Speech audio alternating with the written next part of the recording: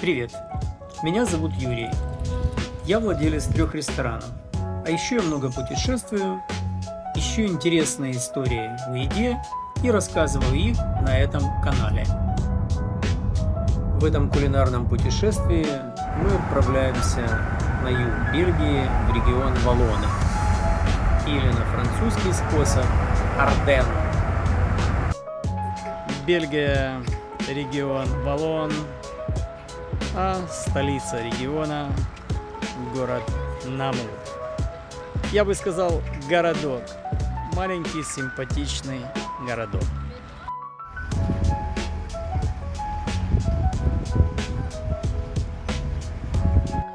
Здесь прямо на улицах города можно увидеть репетицию городского театра, посмотреть любопытные скульптуры и, собственно, как по мне, больше ничего интересного. Двигаемся дальше. Мы сдвигаемся на юг, ближе к границе с Францией, в самый красочный зеленый регион Бельгии, регион Арденн. Несколько столетий этот регион был очень богат из-за наличия большого количества угольных шахт. Но сейчас уголь в таком количестве никому не нужен, шахты обанкротились, и регион постепенно обеднел.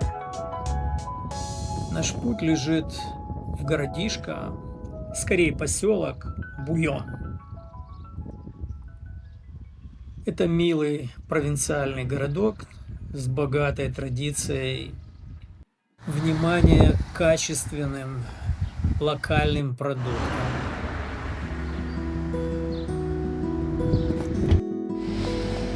И вот это все в маленьком поселке. Посмотрите, какая культура еды, качественной еды. Свободно пасущиеся курочки. Какое же от них мясо будет потрясающее. Любопытно, что чем дальше на юг Франции, тем беднее живут люди, тем богаче предложения ресторанов. Лягушачьи лапки, гуляш на черном пиве, знаменитый гуляш, язык в бельгийском соусе, ну и, конечно, фуагра, о которой мы подробнее поговорим позже. Сейчас жители этого региона занимаются сельским хозяйством, животноводством и очень любят вкусно поесть.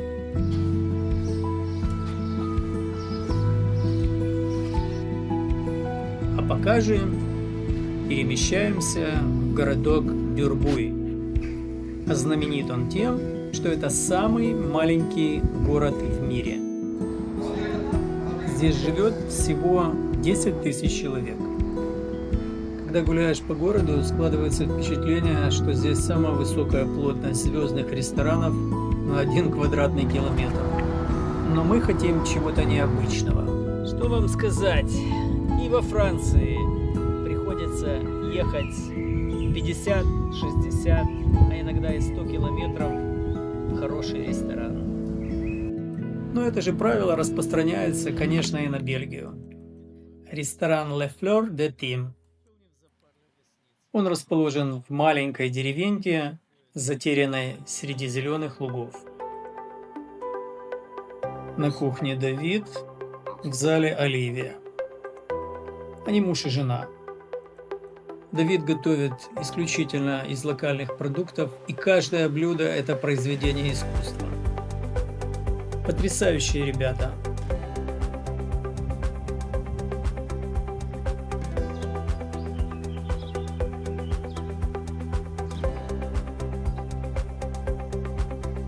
Деревенька Доргни.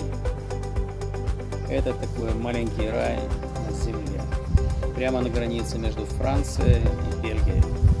На французской стороне это регион Арденны, а на бельгийской Арденны или регион Валлон.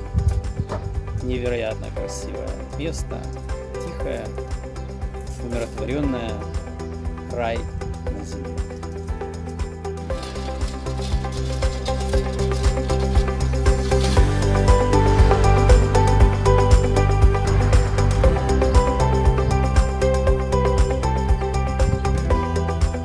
А я отправляюсь искать самые вкусные блюда региона Арденн, как на бельгийской, так и на французской стороне. Ну что ж, путь. Сначала попробуем на вкус ближайшую Францию.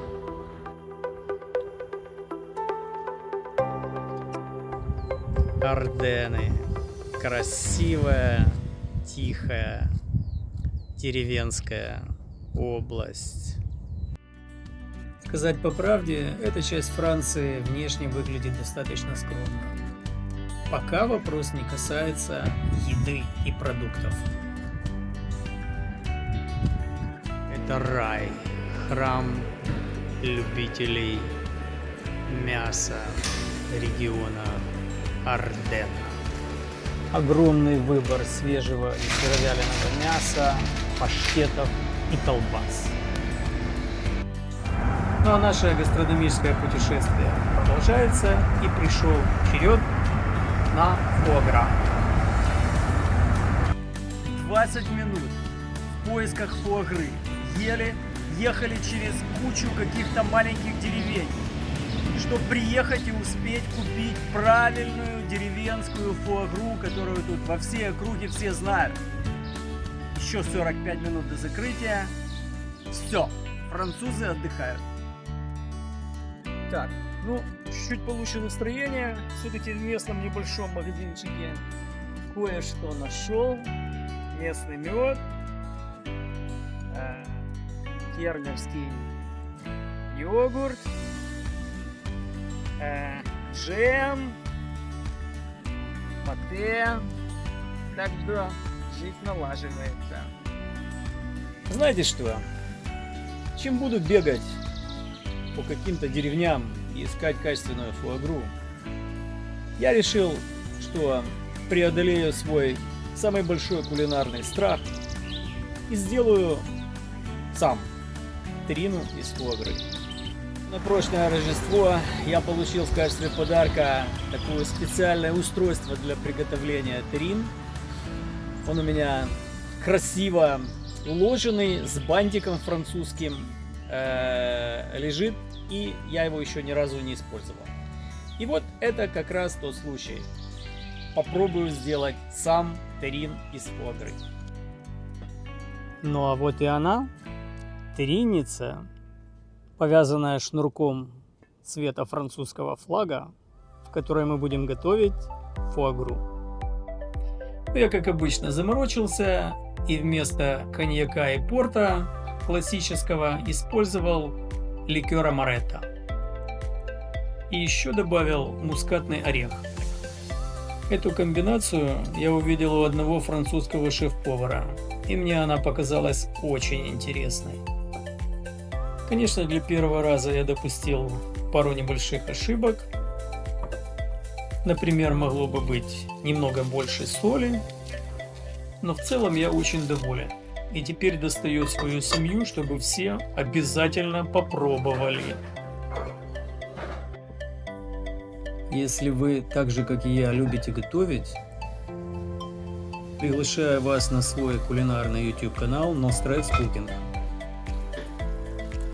Ссылку на канал No Stress Cooking найдете в описании к этому видео. Пока и до новых встреч!